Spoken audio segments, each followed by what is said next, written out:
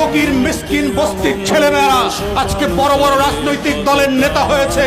ওর নাম পরিচয় নাই, ওদের শিক্ষা দীক্ষা নাই। যারা শত্রু চেনে না, যারা আজাদির লড়াই বোঝে না, যারা হাজার বছরের ইতিহাসের স্বাধীনতা সার্বভৌমত্ব বোঝে না, ওই সকল ক্লাউন গোলামরা আজকে বাংলাদেশের রাজনৈতিক দলের নেতা। এবং তারাই প্রত্যেক পাড়ায় মহল্লায় এলাকাবাসীর কাছে ভোট চেয়ে বেড়াচ্ছে। তারা আগামী সংসদটাকে কিভাবে আজাদির সাথে বেইমানি করে, গণ অভ্যুত্থানের সাথে বেইমানি করে বাংলাদেশকে আবার নতুন করে দিল্লির কাছে বেচে দেবে, সেই নাটক মঞ্চস্থ চলছে।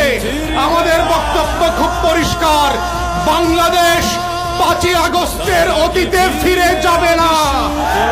বাংলাদেশে আওয়ামী লীগ ফিরে আসতে পারবে না। বাংলাদেশে দিল্লির দাসত্ব কায়েম হবে না। বাংলাদেশে কত সাংবাদিক সুশীলরা এদেশের আজাদির লড়াইকে দিল্লির কাছে বেচে দিতে পারবে না। এই বক্তব্য খুব পরিষ্কার।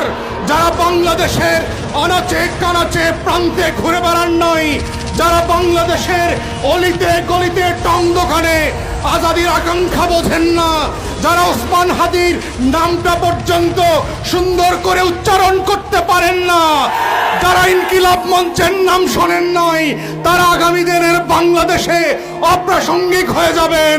এবং এটাই হচ্ছে আগামী দিনের রাজনীতির মূল তত্ত্ব কথা। এটাই হচ্ছে আজাদির বাংলাদেশ, এটাই হচ্ছে বাংলাদেশ 2। এবং সেই বাংলাদেশ 2 লড়াইতে একটা দুইটা বুলেট না, লক্ষ বুলেট দিয়েও এই আজাদির লড়াই বন্ধ করা যাবে না।